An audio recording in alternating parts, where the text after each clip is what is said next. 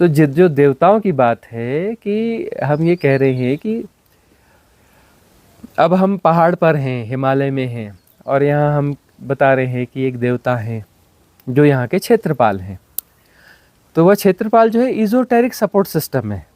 Esoteric support system की प्रश्न उठा रहे थे ना आप लोग कि इजोटेरिक सपोर्ट सिस्टम क्या है, इसे समझा भी दीजिए, ये आपका कहना था ना। तो इजोटेरिक सपोर्ट सिस्टम का अर्थ है कि अब जो व्यक्ति अपने सेपरेशन को काफ़ी हद तक डिज़ॉल्व कर चुका, उसकी घोषणा जो है कि मैं कुछ हूँ, वो काफ़ी हद तक डिज़ॉल्व हो गई, लेकिन तब भी आंशिक रूप से बच गई, आंशिक रूप से बच गई। मैं नहीं, मैं मिट गया, लेकिन हूँ बच गया, तो हायर डायमेंशन में जाएगा, है ना। और हूँ भी मिट गया, इजनेस बची, हैपन बचा, तो वह और हायर डायमेंशन में उच्च लोक के देवता हो गए, है ना। काफ़ी उच्च लोक के देवता, मतलब वो कल्याणकारी हैं, वो कल्याण करेंगे, सहयोग करेंगे, प्रेम देंगे, वो वननेस के करीब करीब जी रहे हैं, वननेस के करीब करीब जी रहे हैं वह। तो वननेस के करीब करीब जी रहे हैं, तो वो सब मैं ही हूँ, उनको तो लगता ही नहीं कि पराया है। तो वहाँ जाओ देवताओं के पास, तो देवता सबकी इच्छा पूरी करते हैं, सब पे कृपा करते हैं, है ना, कोशिश करते हैं, मतलब न्याय के साथ करते हैं, क्योंकि वो जो अपोजिट वाला है, जो कि किसी के खिलाफ बात करेगा, तो वो बैलेंस करेंगे ना, एक को आगे एक को पीछे नहीं, वो न्याय के हिसाब से करेंगे।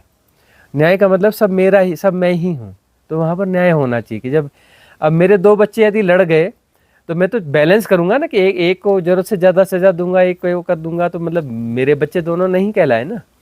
जब मेरे दोनों बच्चे हैं तो मैं बैलेंस करने की कोशिश करूँगा। तो देवता के लिए जो है हम सब उनके बच्चे हैं, वननेस में जी रहे हैं। तो देवता के सामने जो है हम जाते हैं या कुछ भी करते हैं, तो देवता सपोर्ट करते हैं। और वही हम कह रहे हैं कि पहाड़ों में जो है देवता अभी भी ज़्यादा जीवंत है, बाकी जगह भी है। इजोटेरिक ग्रुप तो हमेशा काम करता है, बहुत सारे डायमेंशन है, 64 डायमेंशन है, सब जगह पर ये सारी चीज़ें हैं और सहयोग होता रहता है। तो जो है वह जो देवता हैं उनका सहयोग मिलता रहता है, उनका सहयोग जो है मिलता रहता है। तो पहले क्या होता रहा है, जब सरलता थी, मतलब गो स्लो, धीमे चलते थे तो सेपरेशन ज़्यादा नहीं था। जितना तेज भागेंगे, प्रकृति से जितना दूर ज़्यादा भागेंगे, उतना ज़्यादा सेपरेशन होगा। कदम ताल और बिगड़ गई, समस्वरता और बिगड़ गई, रिदम और बिगड़ गई, सहज प्रवाह और बिगड़ गया, तो उतना ज़्यादा सेपरेशन होगा। तो पुराने समय में जो सनातन की माइथोलॉजी थी ना, गो स्लो, धीरे धीरे चलो, कोई हड़बड़ी नहीं है। तो समय के चक्कर में देश काल का जो इफेक्ट है वो कम से कम होता था, सहजता होती रही। तो उस सहजता में जो है गो स्लो, तो गो स्लो जो था, गो स्लो में जो है हम ज़्यादा सहज हुआ करते थे, तो वो जो अदर डायमेंशन के हम ज़्यादा करीब हुआ करते थे, तब हम जो है हमारे रेजोनेंस जो है वो ज़्यादा हुआ करता था। मतलब सहजता का मतलब आपका रेजोनेंस ज़्यादा है तो रेजोनेंस ज़्यादा है मतलब निकटता ज़्यादा है, अगले डायमेंशन से भी आपकी निकटता है। तो वो जो है देवताओं को आवाज़ लगाते थे ना पुराने समय में लोग, 200-500 साल पहले, 100 साल पहले, 1000 साल पहले और ज़्यादा, 1500 साल पहले और ज़्यादा, देवताओं को सीधे आवाज़ लगाते थे, फलाने देवता आ जाओ, काम है, और वो प्रकट हो जाते थे। आवाज़ लगाई और प्रकट नहीं हो तो थोड़ा गुस्सा भी करते थे। क्यों? अरे भाई, हमारे जैसे हम अपने माँ पे गुस्सा करते, अपने पिताजी पे गुस्सा करते, वैसा गुस्सा, ये मेरे अपने हैं, मैंने आवाज़ दी, कैसे देर कर रहे हैं। तो अपना जो है वो उसमें आना ही पड़ेगा। जब कोई अपने इससे इतनी श्रद्धा से, इतने भाव से, इतने अधिकार से कि भाई मेरे गार्जियन है, मेरे पिता हैं, मेरे माँ हैं, और अपना मैंने आवाज़ दी, नहीं आ रहे, तो और अपना जोर से जल्दी आओ, तो उनको आना पड़ता था। तो प्रेम है, प्रेम के सामने तो झुकना ही पड़ेगा, प्रेम तो जोड़ने वाली चीज़ है। आवाज़ लगाते थे और वो आ जाते थे, और उनसे इंटरेक्शन होता था, यह ऐसा है या वैसा है, ऐसा करिए वैसा करिए, फिर उनको समझाते थे, बेटा ऐसा नहीं है, ऐसा, इस प्रकार से जो वो बैलेंस करते थे। तो आराम से इंटरेक्शन होता था हायर डायमेंशन की बीइंग से। क्यों? और अभी भी हो सकता है यदि हम गो स्लो में आ जाएं तो। यदि हम सहजता से जीवन जीते हैं, सरलता से जीवन जीते हैं, है ना, प्रकृति से जुड़ के जीते हैं, हम प्रकृति से अलग नहीं है, प्रकृति से टूट के नहीं जीते, हम प्रकृति के हिस्से की तरह यदि जीते हैं, तो हमारे रेजोनेंस फिर बढ़ जाएंगे, हमारा रेजोनेंस बढ़ जाएगा और हम देवताओं से फिर जुड़ जाएंगे, देवताओं से वापस जुड़ जाएंगे और देवताओं को फिर हम जो है देवताओं से इंटरेक्ट हो सकते हैं, हम देवताओं से इंटरेक्ट हो सकते हैं। और वह हाँ, क्वेश्चन क्या आपको ये उठाना पड़ेगा ना, टाइम बगैर टाइम वेस्ट किए। तो वो जो है इस प्रकार से इंटरेक्शन जो है बड़ा सहज हुआ करता था। गुरुजी, अभी आप जो इंटरेक्शन की बात कर रहे हैं, तो जैसे कुछ लोगों के बीच बीच में क्वेरीज आती हैं कि मुझे वो दिखे, वो माता दिखी, या मैंने वो कृष्ण जी को देखा या शिव जी को देखा, तो वो इल्यूजन है या वो भी वो मतलब कि कोई इंटरेक्शन ही हो रहा था? मतलब ये कैसे डिफरेंस समझ में आएगा कि इल्यूजन था या उन्होंने सच में माता को या किसी देवी को देखा? हाँ, अब इसमें इस समझने वाली बात है कि इसमें बहुत सारे मेंटल प्रोजेक्शन भी होते हैं। ये जो मैंने फलाने को देखा, ढिकाने को देखा, ये ज़्यादातर क्या है, यह बात तो वही है कि ये मेंटल प्रोजेक्शंस हैं। मैंने कृष्ण को देखा, कृष्ण तो मुक्त हो गए, कहाँ से देखोगे? कृष्ण कोई देवता थोड़ी ना है, वो तो भगवत्ता को होकर के बाद में परमात्मा हो गए, परमात्मा में लगे परमात्मा हो गए। तो कृष्ण तो कहीं नहीं पाए जाते क्योंकि वो परमात्मा हो गए, कृष्ण के रूप में नहीं है या कोई। हाँ, तो अब जो कहीं छोटी देवी देवताओं की जहाँ तक बात है, तो वो किसी डायमेंशन में है, तो वह हो सकता है क्योंकि वह हायर डायमेंशन के हैं, उनके साथ कभी हो सकता है। लेकिन उसमें 50-50 चांसेस हैं या ज़्यादा भी हो सकता है। 50% संभावना की मेंटल प्रोजेक्शन हो और 50% संभावना है कि वो रियलिटी हो, है ना। सो 50-50 हो सकता है। लेकिन कोई बोले कृष्ण को देखा जी मैंने, शिव को देखा, ये तो बेकार की बात है। और कृष्ण तो परमात्मा हो गए, वो ऐसे स्वरूप में कैसे दिखेंगे? सब कुछ कृष्ण है, कृष्ण के अलावा क्या है? क्योंकि वो तो परमात्मा है, सब कुछ शिव है जी। ये पेड़ भी शिव है, पत्थर भी शिव है, आकाश भी शिव है, सूर्य भी शिव है, सब से शिव है। किसी सेपरेशन में थोड़ी ना, वो तो परमात्मा हो गए। तो जो भी हैं, चाहे वो रामकृष्ण परमहंस हो, चाहे वो ओशो हो, चाहे फिर वो जय कृष्ण मूर्ति हो, चाहे फिर गोरखनाथ जी हो, चाहे वो आदि शंकराचार्य हो, चाहे वो फिर और कोई भी हो, वो सब तो परमात्मा हो गए। इनके दर्शन नहीं हो सकते क्योंकि ये तो मुक्त हो गए। मुक्त हो गए का मतलब ये परमात्मा हो गए। परमात्मा अब किसी सेपरेशन को जी नहीं रहे तो कैसे मिलेंगे? तो हायर बीइंग्स जो देवता है वो सेपरेशन को अभी भी जी रहे हैं किसी न किसी तल पे। तो वो परमात्मा के मतलब वो जो निकट है, ब्रह्म के निकट है।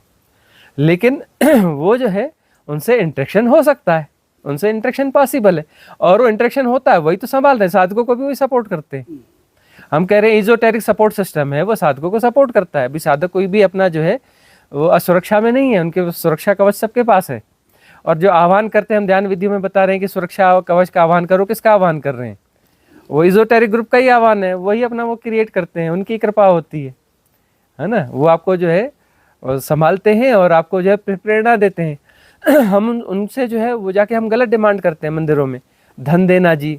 अब धन मांगोगे तो धन देंगे वो, ये मेरा स्वास्थ्य दे दो जी। देवता बोलता ठीक है बेटा, स्वास्थ्य दे देते हैं। जाके बोलो महाराज वो सब छोड़ो, संभालना, लेकिन वो वाला ज़्यादा ध्यान देना, ध्यान साधना होनी चाहिए, सेपरेशन डिजॉल्व होना चाहिए। जहाँ तक आप सपोर्ट कर सको वहाँ तक आप सपोर्ट करना। कोशिश करना कि हम आपसे आगे निकल जाएं। वो अपने लेवल तक तो खींचेंगे कि मेरे लेवल तक आ जाओ बेटा। अब यदि हम सब यही धन मांग रहे हैं तो बोलेंगे धन ले बेटा, बात खत्म हो गई। कहाँ खींचेंगे भाई, हम मांगे वो कर ही नहीं रहे। यदि हम वो उनसे उनके साथ ज़्यादा प्रेम में रहेंगे तो अपने लेवल तक ले आएंगे, उस हायर डायमेंशन तक वो खींच के ला लेंगे।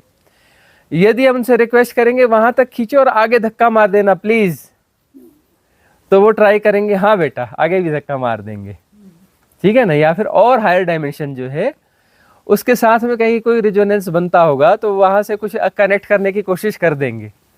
तो इजोटेरिक ग्रुप जो कल्याणकारी होते हैं ना, वो इजोटेरिक जो देवता है वो कल्याणकारी होते हैं, वो कल्याण ही करते हैं, उनके पास कल्याण ही और दूसरा कुछ होता नहीं। तो उसमें जैसे हमारे ये बोलते हैं कुल देवता हैं, या वो उसमें आ जाएंगे?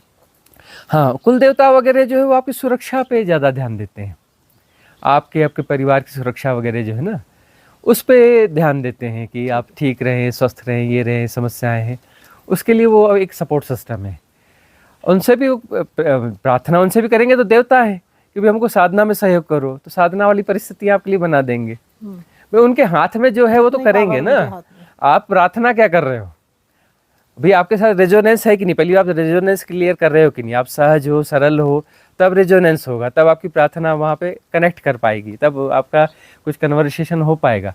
फिर जो है आप अपना, तब जो आपकी प्रार्थना होगी तो उस प्रार्थना के हिसाब से काम होगा। इसलिए जो है ना, वो कहते हैं कि देवताओं से, मंदिरों से, इनसे ये सब चीज़ें नहीं मांगना चाहिए। उनसे मांगना चाहिए कि भाई हमें मुक्ति दो, हमें जो है परम ज्ञान हो, हमें परम मुक्ति हो, सेपरेशन डिजॉल्व हो, है ना, अहम ब्रह्मास्मि हो, उससे आगे की भी स्थितियाँ हो, जो कुछ उस तरफ हमें जो है पुल करो, और पुल करके फिर आप जहाँ तक पुल कर सकते हो आगे धक्का दे दो, आगे की हायर डायमेंशन के साथ अटैच कर दो, कृपा करो, यह मांगना चाहिए ना उनसे। यदि मांगो भी तो चलो ठीक है, मतलब वो राइट रेजोनेंस होता है ना, वो हमारी हायर बीइंग्स है, वो हमारा ही आगे गया स्वरूप है, वननेस ही है ना, दो तो है ही नहीं ना। देवता कौन है? वो हमारे, हम चूंकि सेपरेशन को जी रहे हैं, लेकिन वो हमसे आगे गया हुआ रूप है, हमारा ही आगे गया रूप है, वो हमको अपने आप में लय कर सकते हैं, वहां तक हम पहुंच जाएंगे। फिर अपना जो है वहां पर, लेकिन वह सेपरेशन फिर भी रहेगा, फिर आगे के लिए पुल करेंगे, आगे के लिए फिर हम आगे की यात्रा करेंगे, कुछ करेंगे।